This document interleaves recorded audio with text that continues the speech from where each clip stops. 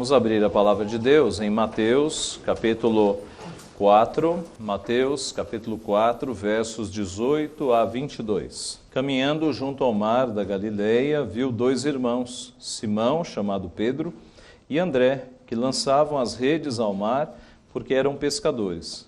E disse-lhes: Vinde após mim, e eu vos farei pescadores de homens. Então eles deixaram imediatamente as redes e o seguiram. Passando adiante, viu outros dois irmãos, Tiago, filho de Zebedeu, e João, seu irmão, que estavam no barco em companhia de seu pai, consertando as redes, e chamou-os. Então eles, no mesmo instante, deixando o barco e seu pai, os seguiram. Vamos orar. Pai Santo, nós te louvamos por tua palavra, pelo registro precioso que o Senhor deixou, usando os teus servos no passado, inspirando-os, Pai, para que produzissem um registro sem erro, sem falha, e um registro, ó Pai, inspirado pelo teu Santo Espírito, que ainda hoje produz vida no nosso coração, que faz com que os nossos pensamentos sejam reportados a partir das palavras àquele momento, ó Pai, tão precioso na história, quando o nosso Redentor, com os pés neste mundo, ele efetuou a tua obra, ó Pai, o teu chamado. Nós queremos te agradecer, porque a tua palavra é um canal de bênção na nossa vida, ela nos santifica, ela nos edifica, ela muda o nosso pensamento, ela muda o nosso coração e ela tem poder para mudar a nossa vontade. E é nesse sentido que nós pedimos, Pai, que o teu Santo Espírito haja na nossa vida nesta manhã, a partir da tua palavra, para que sejamos não apenas edificados com o conhecimento, mas que o conhecimento, ó Pai, ele se transforme em vida, em atos, em atitudes, mudando o nosso comportamento e predispondo-nos para fazer a tua obra. Abençoa-nos nas nossas limitações. O pregador é limitado, os ouvintes são limitados, mas nós contamos com a assistência do teu Santo Espírito para suprir toda a nossa limitação. E contamos com a tua palavra que é poderosa, Pai, que atinge a nossa alma, o nosso coração de maneira profunda. É confiados nisso que nós te pedimos, Pai. Em nome de Jesus. Amém. Amém. Irmãos, eu daria alguns detalhes sobre o texto e depois nós tiraremos 3 lições para a nossa vida. O texto começa falando que Jesus estava caminhando junto ao mar da Galileia.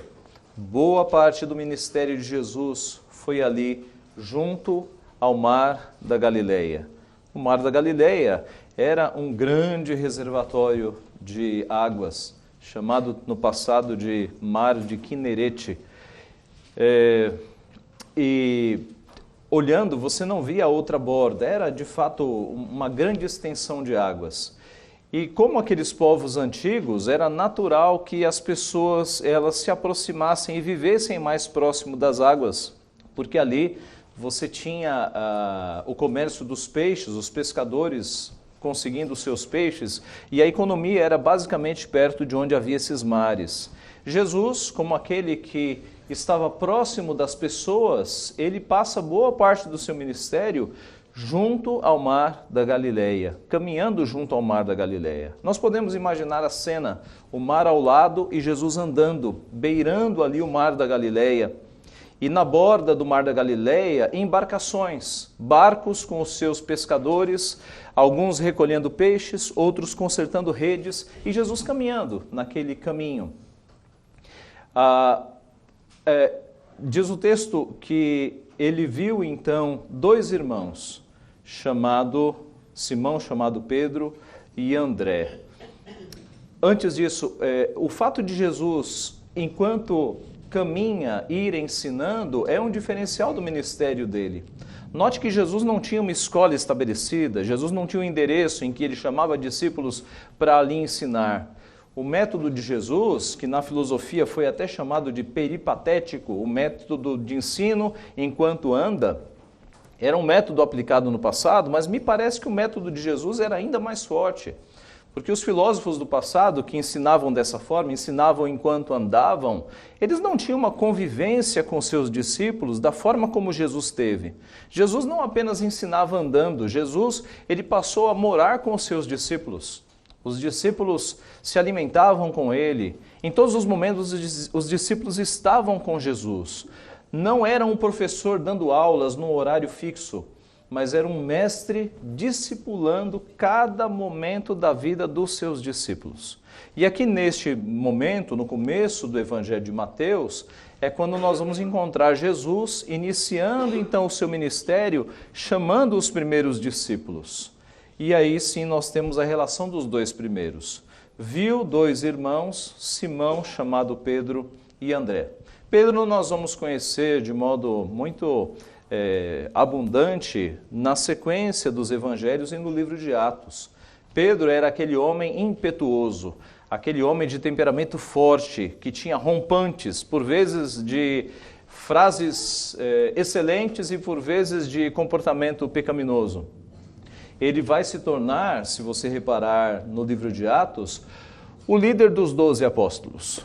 E não poucas vezes no livro de Atos você tem a expressão Pedro e os 11. Pedro e os 11. Porque depois de Pedro negar a Jesus e ser restaurado ao colégio apostólico a partir daquelas 3 afirmações, Pedro, tu me amas, Pedro, tu me amas, Pedro, tu me amas, como nós vimos no domingo passado, no último sermão, a partir deste momento, Pedro vai endireitar a sua vida, ou Deus vai endireitar a vida de Pedro, e ele vai se tornar uma liderança natural ali entre os apóstolos. Este é Pedro, aqui está o começo do seu chamado. O texto fala também de André. André é irmão de Pedro. E André sempre aparece nos evangelhos, embora ele não tenha muitas aparições, mas sempre que ele aparece é levando pessoas até Jesus Cristo. É característico de André apresentar pessoas a Jesus Cristo.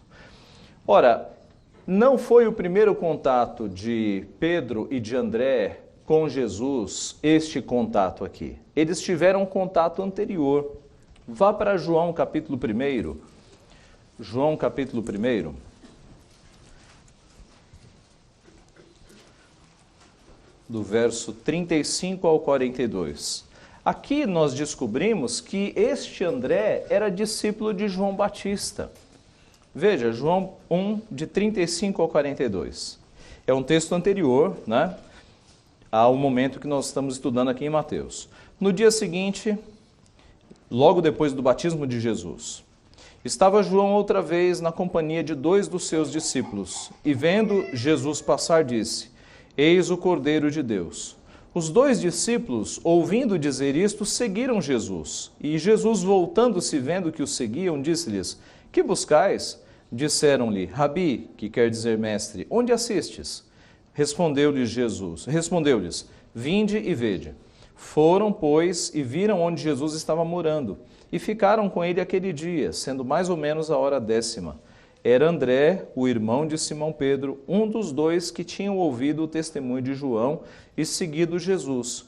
Ele achou primeiro o seu próprio irmão Simão, a quem disse: Achamos o Messias, que quer dizer Cristo, e o levou a Jesus. Olhando Jesus para ele, disse: Tu és Simão, o filho de João, tu serás chamado Cefas, que quer dizer Pedro. Tanto Cefas quanto Pedro quer dizer pedra, quer dizer rocha. Voltando a Mateus, então, nós percebemos que Jesus já tinha tido um contato tanto com André quanto com Pedro. Mas naquele primeiro contato não havia ocorrido o chamamento para que eles largassem tudo e seguissem a Jesus Cristo. É neste momento aqui de Mateus que isso vai acontecer. Aqueles 2 que já tinham uma impressão de que, já tinham a convicção de que Jesus era o Cristo, quando eles recebem agora o chamado para se tornarem discípulos, eles vão largar tudo e vão seguir o seu mestre. Então, nós temos aqui este contato maior com o nosso Senhor Jesus. Diz o texto ainda, na sequência, que Simão e André lançavam as redes ao mar porque eram pescadores. Mateus usa 3 palavras no seu evangelho para redes. A primeira palavra usada para rede aponta para uma rede genérica, qualquer tipo de rede, até rede para pegar pássaros. A segunda palavra para rede, que acontece na parábola de Jesus, quando Jesus fala o reino dos céus é ainda semelhante a uma rede que, lançada ao mar, recolhe peixes de toda espécie, é a rede chamada arrastão. É aquela rede muito grande que você coloca no fundo do mar e ela vem arrastando tudo. Não apenas peixes, mas tudo que tiver no caminho. E a terceira forma de rede que Mateus usa é a tarrafa. É aquela rede circular que tem chumbos nas bordas.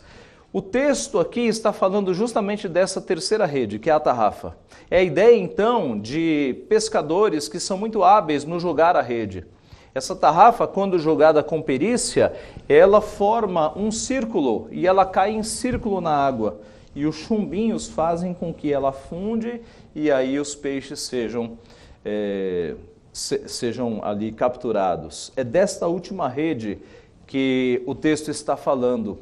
Pedro e André, então, eles eram, de fato, pescadores profissionais, trabalhando com a rede que era usada pelos pescadores profissionais. Jesus passa, então, por eles e diz: vinde após mim e eu vos farei pescadores de homens. Vinde após mim, sigam-me, sigam-me. Não é um convite opcional, é um chamado. Vocês que já me conhecem, vocês que sabem que eu sou o Cristo, agora venham após mim e eu vos farei pescadores de homens. Eu vos farei. É o próprio Cristo que vai fazer daqueles homens que são pescadores de peixes, pescadores de homens. É o próprio Cristo que vai treiná-los. É o próprio Cristo que a partir de agora, durante 3 anos, vai ensiná-los para que eles deixem de pescar peixes e passem a pescar vidas para o reino de Deus. Ele mesmo os fará. Ele mesmo treinará. E Jesus começa aqui o seu ministério, então, chamando esses 4 homens, não da realeza de Israel, nem da classe dos filósofos, dos sábios, mas ele vai chamar homens simples, pescadores. Homens que estão ali à beira do lago, né, da Galileia, do mar da Galileia. Homens trabalhadores, homens que não estão desocupados, homens que têm suas funções, mas homens que são humildes. Hoje, alguns ramos do evangelho parecem fazer questão de evangelizar só pessoas ricas, né? Pessoas da classe A, classe B. Note que Jesus, ele começou evangelizando os mais pobres, as pessoas que de fato eram trabalhadoras, pescadores, as classes mais humildes da sociedade. Não significa que ricos não possam se salvar. Jesus atingiu a ricos também, mas a maioria do seu ministério foi dentre o povo mais pobre, o povo mais sofrido, evangelizando aqueles que careciam mais do Senhor. Diz o texto que eles deixaram imediatamente as redes e o seguiram. E Jesus, então, passa por esses 2, faz o chamado e eles vêm. E Jesus continua o seu caminho, ali na margem do mar da Galileia. E diz o texto que, passando adiante, viu outros 2 irmãos, Tiago, filho de Zebedeu, e João, seu irmão. Tiago, filho de Zebedeu, será o primeiro mártir da igreja. Em Atos capítulo 12, verso 1 e 2, nós temos o registro da morte deste Tiago. Atos 12, 1 e 2 nos diz assim: por aquele tempo mandou o rei Herodes prender alguns da igreja para os maltratar, fazendo passar a fio de espada a Tiago, irmão de João. Ele será o primeiro mártir. Aqui ele está sendo convocado para ser discípulo, mas ele será morto por causa do seu Senhor Jesus Cristo. E João, do qual nós teremos muito relato nos evangelhos. João, ele será o discípulo amado. João é aquele aquele que reclina a cabeça em Jesus. João é aquele que na cruz Jesus chama e fala: João, eis aí tua mãe. Maria, eis aí teu filho. Jesus confiava tanto em João que ele passa a guarda e os cuidados da sua mãe para João. João é chamado discípulo amado. E aqui que ele está sendo convocado pelo seu Senhor para segui-lo. Diz ainda o texto que estes 2,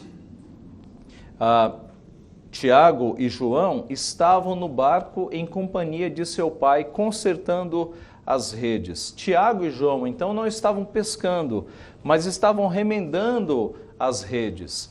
Era parte do trabalho do pescador, depois que eles voltavam do mar trazendo os seus peixes, eles pararem e analisarem as redes, porque por vezes as redes se rompiam, aquele entrelaçado podia ser desfeito. Então era parte do trabalho do pescador pegar as redes e remendar as redes. Uma rede bem ajustada, ela era essencial para que os peixes viessem. E agora a visão de Jesus é essa: aqueles dois homens não estão lançando redes, eles estão sentados costurando as suas redes. Diz o texto que eles eram filhos de Zebedeu então, né? E eles estavam na companhia de seu pai. Zebedeu estava ali também. Diz no verso 22 que no mesmo instante, deixando o barco e seu pai, os seguiram. Nós temos uma informação complementar de Zebedeu. Zebedeu tinha empregados. Marcos registra, no capítulo 1, verso 20,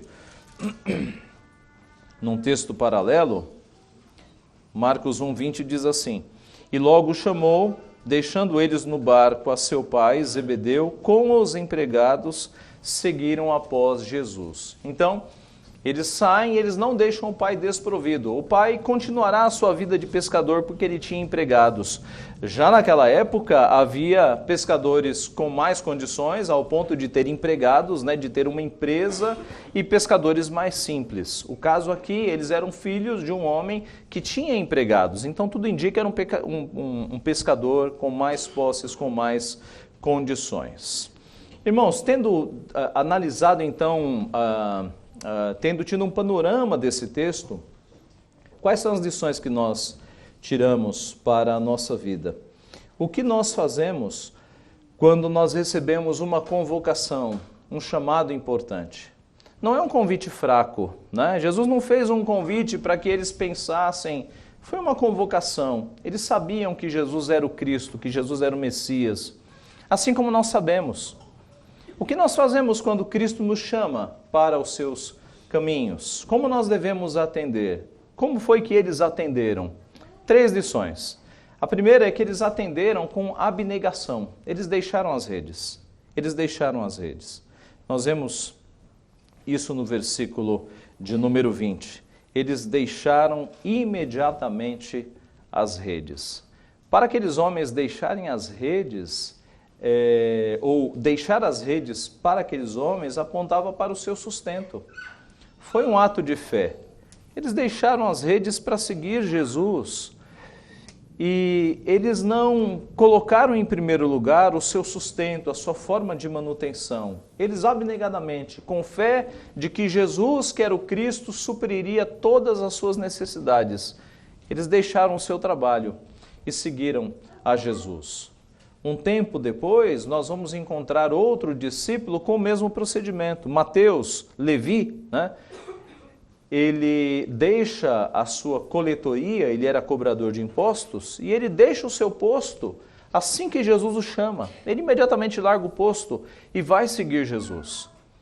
Essa atitude nos parece talvez um pouco irresponsável, largar tudo para seguir a Cristo, mas Jesus, no seu ministério, explicou qual é o comportamento daquele mercador de pérolas que encontra uma pérola de grande valor. Ele vende tudo para adquirir a pérola de grande valor. Estes homens, quando perceberam que estavam diante do Cristo, do Messias esperado pelas nações, eles não pensaram 2 vezes. Eles largaram tudo e eles seguiram a Cristo. Meus irmãos, deve ser essa nossa atitude nos nossos dias. Cristo não nos chama para largar o emprego hoje, mas Cristo nos chama para que nós o sigamos, para que nós deixemos de lado tudo aquilo que nos atrapalha, para que nós deixemos de lado todas aquelas coisas que não são importantes para segui-lo. O foco da nossa vida deve ser seguir a Jesus e abandonar as redes imediatamente, abnegadamente, abandonar da nossa vida tudo aquilo que possa ser empecilho para que nós o sigamos. A primeira reação ao chamado de Cristo, o nosso Redentor, o nosso Messias, é atender abnegadamente, deixar as redes. A palavra nos diz que nós devemos nos desvencilhar de tudo aquilo que atrapalha a nossa carreira cristã, porque Cristo é a pérola de grande valor. Cristo é o grande tesouro. Quando Ele nos chama, nós abandonamos tudo e nós seguimos para Cristo. A mulher samaritana, em João capítulo 4, ela teve uma atitude semelhante. A partir do momento que ela percebeu que ela falava com o Cristo, com o Messias, ela abandonou o seu cântaro. O seu cântaro, onde ela colocaria água, naquele calor de meio-dia, era no momento a coisa mais preciosa para ela. Numa cultura que não havia água encanada. Mas a partir do momento que ela percebeu que Cristo estava ali diante dos seus olhos, o cântaro virou secundário. Ela abandonou o seu cântaro. E ela correu para a cidade para falar para os moradores que ela tinha encontrado Jesus Cristo. Assim, meus irmãos, quando Deus nos chama, nós não podemos pestanejar, nós não podemos duvidar. Nós temos que imediatamente abandonar tudo, nos desvencilhar das coisas que são empecilhos e seguir para Cristo, sem olhar para os lados. Porque Ele é o Messias, Ele é o Salvador, Ele é o nosso Redentor. Ele fez daqueles discípulos pescadores de homens. E a palavra de Deus, ela sempre enobreceu aquelas pessoas que ganham vidas. Em Provérbios 11:30, nos é dito: o fruto do justo é a árvore da vida, e o que ganha almas é sábio. Daniel, capítulo 12, verso 3 diz: os que forem sábios, pois, resplandecerão como o fulgor do firmamento, e os que a muitos conduzirem à justiça, como as estrelas, sempre e eternamente.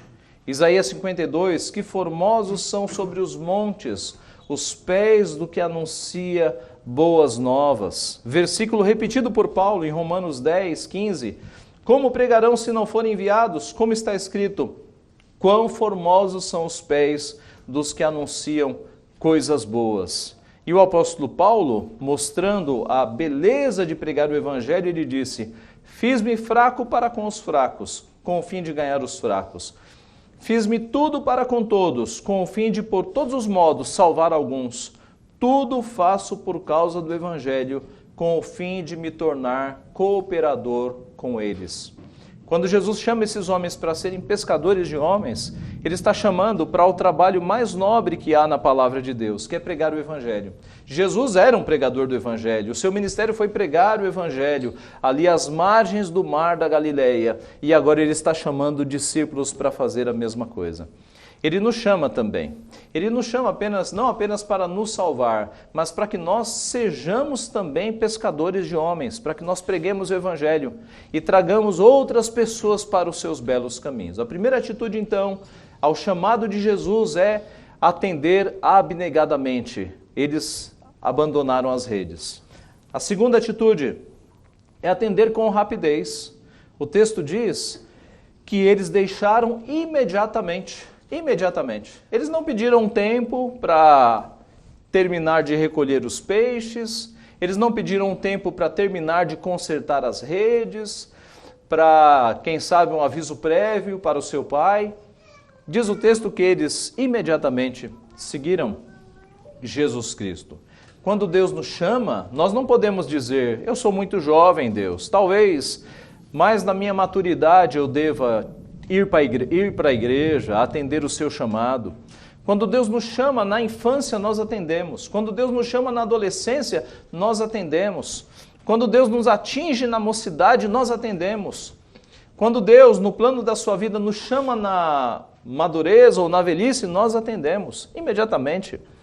É um chamado tão irresistível que nós não podemos pedir um tempo para Deus para resolver a nossa vida, nos despedirmos dos nossos pais. Nós devemos atender imediatamente. A palavra de Deus nos mostra em Eclesiastes capítulo 12, de forma poética: lembra-te do teu Criador nos dias da tua mocidade, antes que venham os maus dias. E aí nos versículos seguintes há uma descrição do que são os maus dias. O corpo todo se corrompendo, e chegando os anos dos quais você dirá: não tenho mais neles prazer.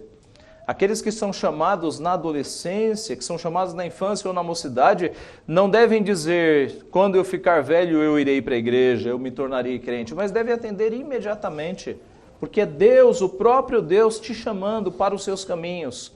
E quão felizes são aqueles que são chamados na mocidade, na adolescência, para seguir os caminhos do Senhor.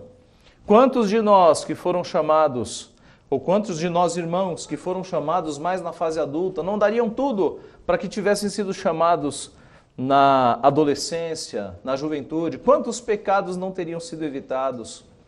Quantas obras por amor do reino não teriam sido feitas? Deus é soberano.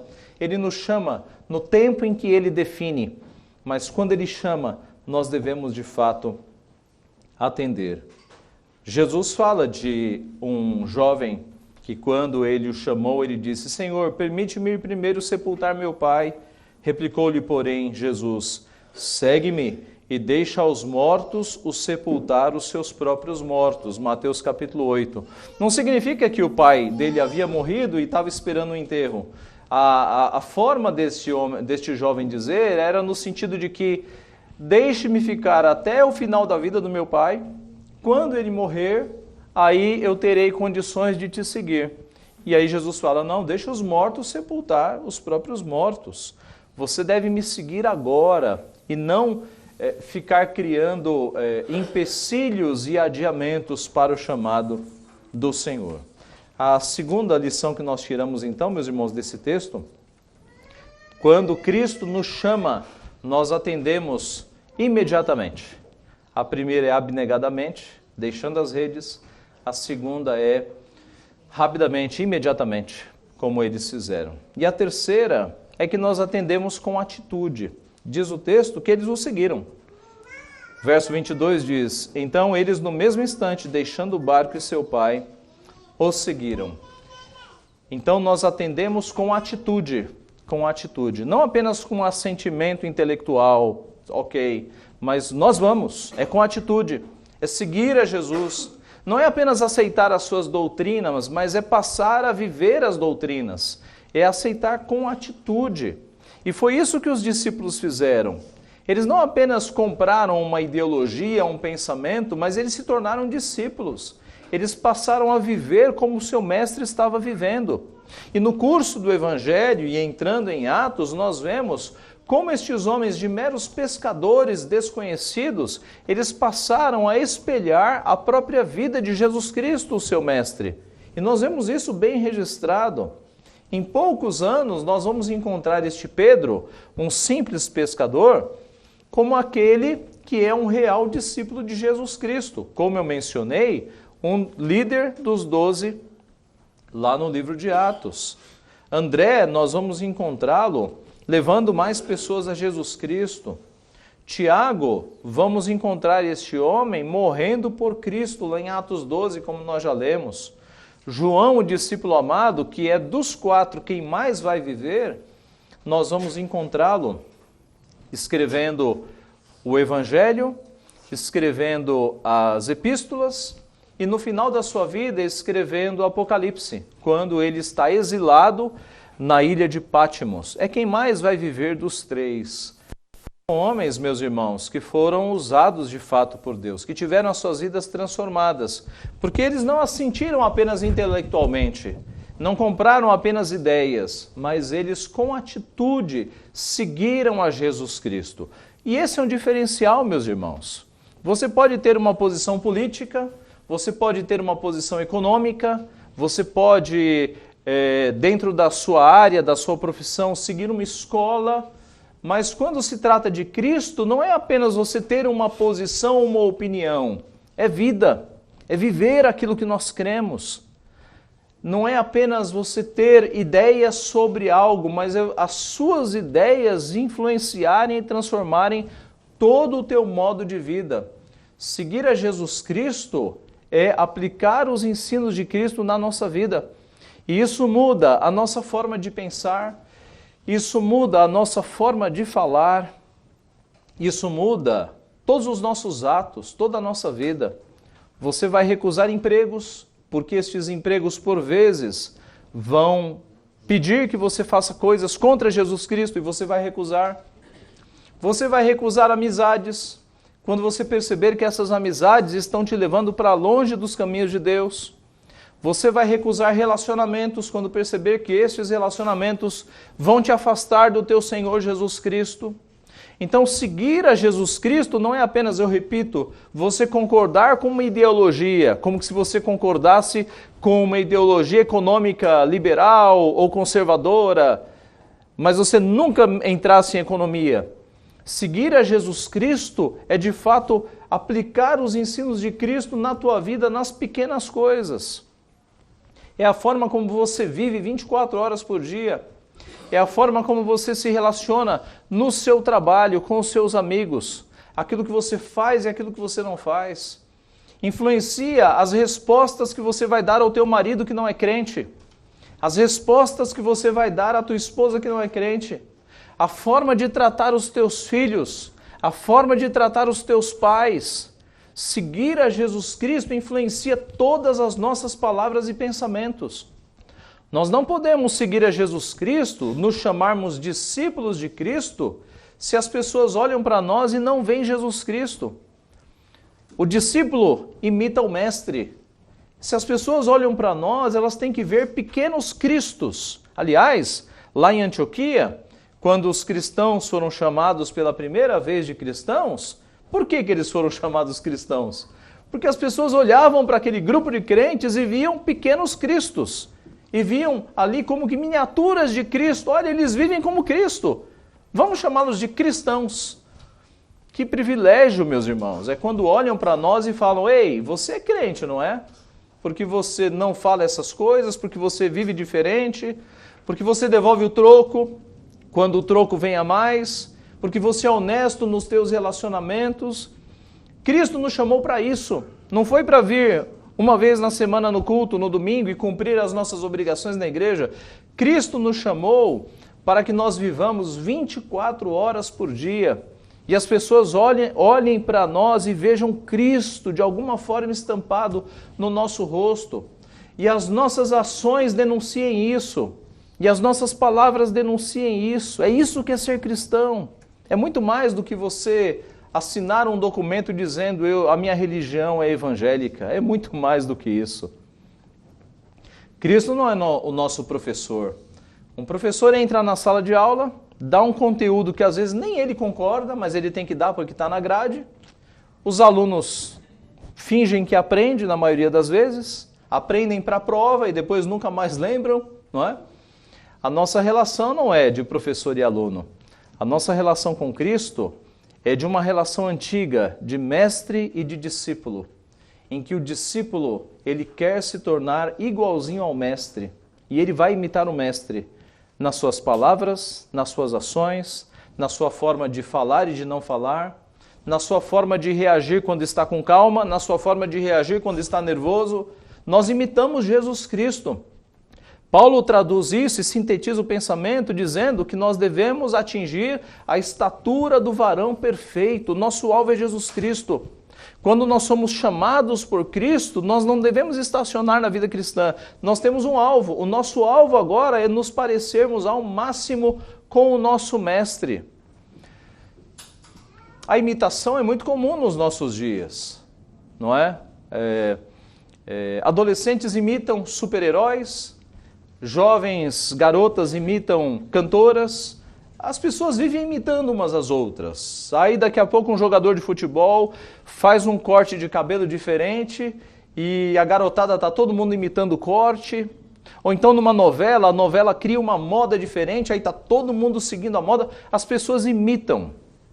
Meus irmãos, nós somos chamados a nos parecermos, não fisicamente com Cristo, mas nos parecermos com Cristo numa profundidade que mude a nossa forma de falar, a nossa forma de viver, a nossa forma até de pensar. Nós devemos buscar a estatura do varão perfeito. Quando Cristo chama aqueles discípulos, vai trabalhar naqueles discípulos de modo intensivo durante 3 anos. E aqueles discípulos vão se parecer de fato com Jesus Cristo. E vão se parecer tanto, concluindo, que até a morte deles é parecida com a morte de Jesus Cristo. Porque Tiago vai morrer a fio de espada.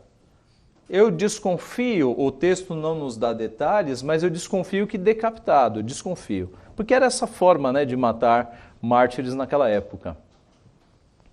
André vai morrer crucificado. A Bíblia não narra a morte de André, mas escritos paralelos nos mostram que André morreu crucificado numa cruz em forma de X. Daí que se tirou o termo a cruz de André, porque ele disse que se eu prego a cruz a vida inteira, eu quero morrer numa cruz também. E a sua forma de martírio foi numa cruz em X, daí a cruz de André. Pedro também morreu, diz a história, que ele morreu numa cruz de ponta cabeça. Que ele, no momento da sua crucificação, ele disse, eu não sou digno para morrer da forma como meu mestre morreu, e pediu para inverter a cruz, e ele morreu também crucificado. Desses 4, o único que não morreu martirizado foi João. Mas João, ele sofreu no final da sua vida. Você repara que no Apocalipse ele está exilado, ele está refugiado numa ilha, né? E é nessa ilha que Deus lhe dá as revelações do Apocalipse. Estes 4 discípulos imitaram Jesus Cristo, seguiram a Jesus Cristo, tornaram-se cristãos, tornaram-se homens parecidos com Jesus Cristo, ao ponto de seguir o que Jesus já anunciara. Quem quiser vir após mim, a si mesmo se negue, tome a sua cruz e siga-me. Eu estou indo para morrer de cruz. E foi o que aconteceu com esses homens, com pelo menos 3. Eles morreram martirizados por amor ao seu mestre. Meus irmãos, Cristo nos chama a segui-lo. O chamado de Cristo, ele atinge a nossa vida hoje. Ele nos chama para que nós o sigamos abnegadamente. Deixemos as coisas supérfluas do mundo, aquelas coisas que nos impedem de seguir a Cristo com a nossa essência, com todo o nosso coração, com toda a nossa força. Ele nos chama agora, não é para depois que você terminar os projetos da tua vida. Ele nos chama para nós o seguirmos agora, imediatamente. E ele nos chama para que nós o sigamos com atitude, para que não seja apenas uma concordância de pensamento, mas para que nós sejamos cristãos, discípulos, pescadores de homens, que as pessoas olhem para nós e vejam pequenos cristos e elas fiquem impressionadas com o nosso comportamento. Ele nos chama e ele nos dá condições. Eu vos farei pescadores de homens. Ele não está aqui fisicamente, visivelmente. Ele está fisicamente. Ele não está aqui visivelmente, mas ele está aqui física e invisivelmente. E ele está na tua vida, trabalhando na tua vida. Busque-o diariamente e você vai vê-lo atuar na tua vida, consertando os teus defeitos, os teus problemas, endireitando a tua vida, para que você se torne um real discípulo dele, um pescador, uma pescadora de homens. Que Deus assim nos abençoe. Amém.